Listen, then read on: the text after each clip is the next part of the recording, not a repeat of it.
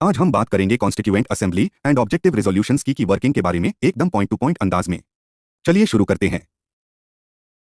सबसे पहले बात करते हैं फर्स्ट मीटिंग की। कॉन्स्टिट्यूएंट असेंबली की फर्स्ट मीटिंग हुई थी 9 दिसंबर 1946 को। लेकिन एक इंपॉर्टेंट बात यह थी कि मुस्लिम लीग ने इस मीटिंग का बॉयकॉट किया। उनका इंसिस्ट था एक सेपरेट स्टेट पाकिस्तान के लिए। इसी वजह से ये मीटिंग सिर्फ 207 मेंबर्स ने अटेंड की थी। अब सवाल आता है, इस मीटिंग की टेम्परेरी चेयरमैन कौन बना? तो इसमें डॉक्टर सच्चिदानंद सिन्हा को इलेक्ट किया गया क्योंकि वो असेंबली के सबसे ओल्डेस्ट मेंबर थे। और ये जो प्रैक्टिस फॉलो की गई वो दी फ्रेंच प्रैक्टिस के प्रैक्टिस पर। उसके बाद 11 दिसंबर 1946 को डॉक्टर राजेंद्र प्रसाद को असेंबली का परमानेंट चेयरमैन यानी प्रेसिडेंट इलेक्ट किया गया। फिर आता है वाइस प्रेसिडेंट का रोल। 25 जनवरी 1947 को H.C. मुखर्जी को असेंबली का वाइस प्रेसिडेंट बनाया गया। बाद में असेंबली ने डिसाइड किया कि 2 वाइस प्रेसिडेंट्स होंगे, इसलिए 16 जुलाई 1947 को वी.टी. कृष्णमाचारी को सेकंड वाइस प्रेसिडेंट के रूप में इलेक्ट किया गया। अब बात करते हैं सबसे इंपॉर्टेंट चीज की, objectives resolution.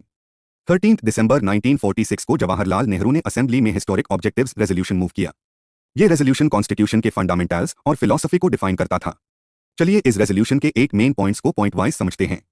Point number 1, constituent assembly ने फर्म और सोलम रिजॉल्व डिक्लेयर किया कि इंडिया को एक इंडिपेंडेंट सॉवरेन रिपब्लिक प्रोक्लेम किया जाएगा और उसके लिए एक कॉन्स्टिट्यूशन बनाई जाएगी।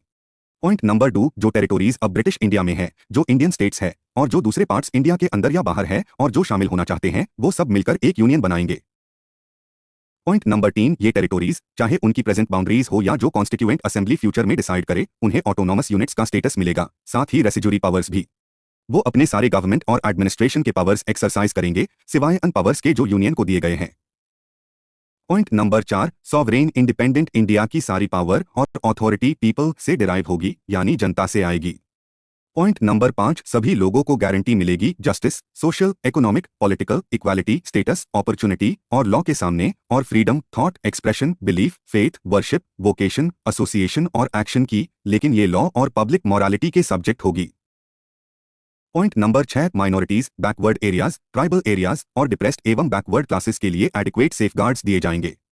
पॉइंट नंबर 7, रिपब्लिक की टेरिटोरियल इंटेग्रिटी मेंटेन की जाएगी और उसके सॉवरेन राइट्स लैंड, सी और एयर पार, जस्टिस और सिविलाइज्ड नेशंस के लॉ के अकॉर्डिंग होंगे।